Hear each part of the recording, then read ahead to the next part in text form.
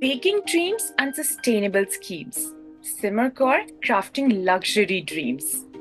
Hello, everyone, and welcome again on Talk Through Thursday. Today, we have someone truly inspiring and special with us. Hi, Simarji. It's a pleasure to have you on the show. So, how are you Thank today?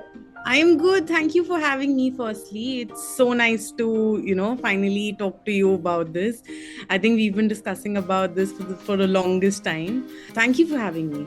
It's wonderful to have you, and thank you so much again. So, can you just tell us about your journey? Because it's truly remarkable. To start with, could you just share about how your mother's passion for baking influenced your entrepreneurial skills? Yes, I mean, I grew up with parents who, literally started everything from scratch.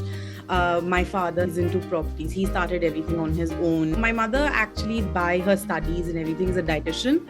So it's really funny. A lot of my friends always tell me that, oh, your mom's a dietitian and she still bakes and she bakes so nicely. And ever since I was a kid, it was always one thing that I used to get that, even though her profession was different, but it was her passion towards baking, it was her passion towards food and experimenting with different flavors is what had gotten her into something starting of her own.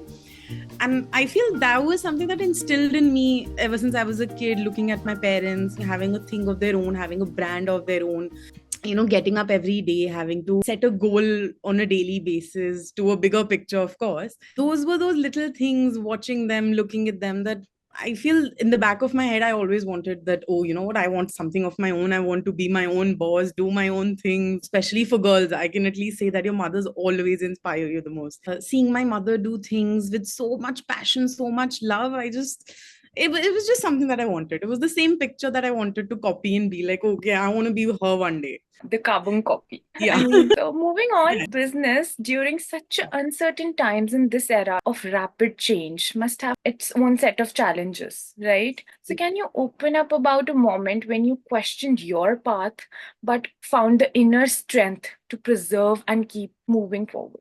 Yep, I mean, of course, like you said, it's such a dense era right now, right? Whatever you want, whatever you need is there. For me at this point, it's not only one moment that I doubt myself or I think about, how are things going to be. It's actually a everyday thing. But like I said, it's been instilled in me since I was a kid. It's my passion. It's something that I want to do. I think that is one gist of it that keeps me going on in all of this, that keeps me upright and be like, oh, you know what, it's fine, let's just do it again, let's just do something new, let's bring something new. It's just that keeps working for me. I can imagine because I mean, just to mold yourself according to the situation, this is what is this era about, I guess, because otherwise we'll be far back, left behind. I Yeah. 100. So your experience in Canada sounds like an emotional roller coaster, like from the isolation of the pandemic to the thrill of new beginnings. Fantastic that was at some point, right? So was there a specific experience when you felt particularly lonely, but in that solitude, you discovered something deeply valuable about yourself? But I just, I have always been a person who wants a lot of people around me, right? I am scared of being alone or like being with my thoughts. And moving to Canada, in fact, I had my brother and my boyfriend there with me, right? Like two most go-to people. But still, just being there, not being able to be myself, because then again, I was working over here.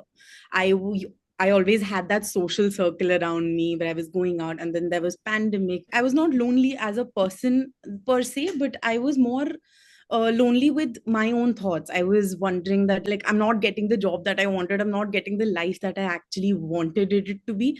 So it was that majorly which struck me. And there was, I remember this one time I had applied to Uber Eats, right? Similar to what I was working over here with Zomato. Exactly the same title, the key responsibilities were exactly the same. And I had an interview, everything happened, all of those things were there. And when the HR told me that, you don't have enough experience about it, that's when it struck me that, you know what, I actually have the experience. I have the exactly same experience. But Yeah. doing all those things over here and not getting the appreciation about it over there was something that I just didn't feel right. That's when I thought that, you know what, I always have a way of going back and starting from where I had stopped. So Yeah. Isn't it amazing how your corporate experience have paved the way for your own venture? Congratulations on that first, because you stood for yourself. How did your experiences at Zomato and other roles shaped your vision for House of Nazarana? Beautiful name again. Do you channel those experiences to your current work? I started Zomato, or I started working with other companies only in 2018. Before that, nothing I knew about a job or how what working culture is, because again, my parents have always been business owners. Yeah. So no one in my family was able to tell me what a job is like. But I feel working with Zomato, because it's such a vast industry, and you get to meet so many people on a daily basis, that you learn from people. I used to work with multiple restaurant owners, right? Helping them grow on Zomato and doing things with them, and just learning from them, getting ideas from them, how they were catering into their business. And then again, of course, Zomato being an inspirational story on its own, there are divisions that I learned. And I feel now at this point, I'm just applying those divisions and those set mannerisms and set schedules to my work that is keeping me going right now.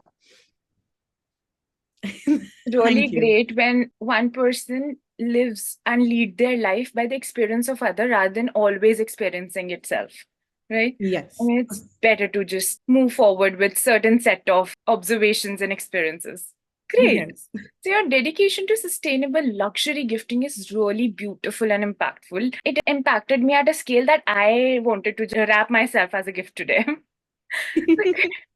So, could you share a poignant moment or a piece of feedback from customers that made you feel deeply fulfilled? Mission you started with House of Nazrana, for which you're like truly passionate, and we can see that on screen on your all Thank social medias and through your work.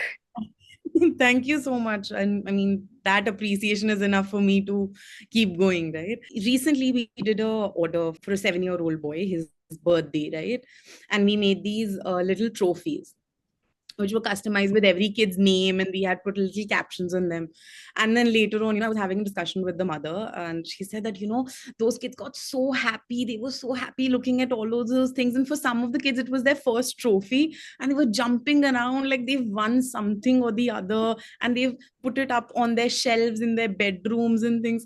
It was one of those moments. I was like, oh God, okay, like it's actually having an effect. That's something that I actually wanted people to be like, and not just like take the gifts and throw it away. And I'd actually share another instance. So we did these baby announcement hampers, right? And we had put out frames and glass jars and these wooden boxes with this mithai in them and all of those. And later on, I got so many people sending me pictures with them using those individual products. Some of them had taken it out individually to use it, and then there were some people who were using it as a tray and like just setting it up there, putting pictures of their family, using it as like decor items. And I feel people are just so innovative if you give them a little bit of a push, that they use it in so many ways. And just getting those rewards back, seeing those pictures, people using their own imagination is just wonderful and very fulfilling for me.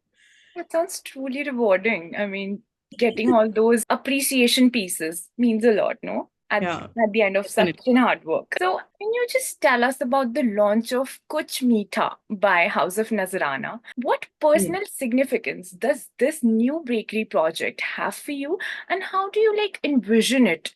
Ensuring values which you have dreamt of goes into it. Like you have just nurtured House of Nazrana. Yes, to start with, I think this is the first time I'm speaking about Kuch Meetha from other than my team. This is the first ever time I'm putting it out Thank there. you so much. Yes, again, I have a very mean sweet tooth, so I'm always up for desserts. I don't eat meals, I eat desserts. Like I told you, I've been inspired by my mother the most. Her being a dietitian, her being living consciously, and then baking. I think all of that in me instilled in some way, where I wanted to bring out something in the market where people can actually indulge into things, but thoughtfully. And then, of course, there are multiple brands doing that.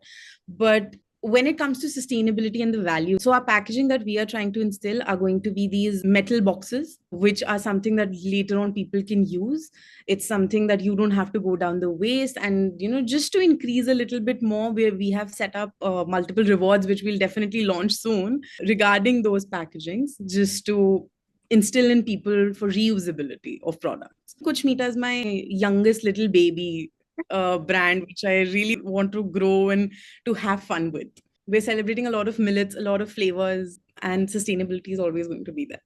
Congratulations on that first. Thank And like you mentioned, I also inhale like sweets. So Yeah. that would be something great for me as well because I'll be getting a lot. Thank you so much Yeah. on that. So, Simajri, it's been such a pleasure having you on Talk Through Thursday and your journey, like from early inspirations to your bold steps into entrepreneurship. Truly amazing. Thank you. Moving forward with that, before we wrap, is there Yeah. any like final piece of advice or message you'd like to share out with our listeners? I'm a firm believer on the fact that things happen for a reason. And I just feel that people really need to start listening to things happening around them. I think universe actually gives you signals, and just believe in it and just go for it. The only thing you need to go ahead and do is just pay hard work.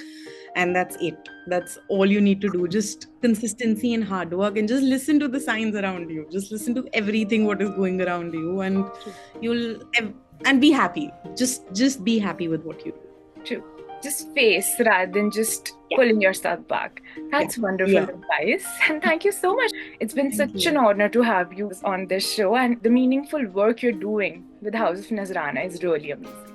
Thank you so Congratulations once again. Thank And you for having me. thank you so It's been much. so great.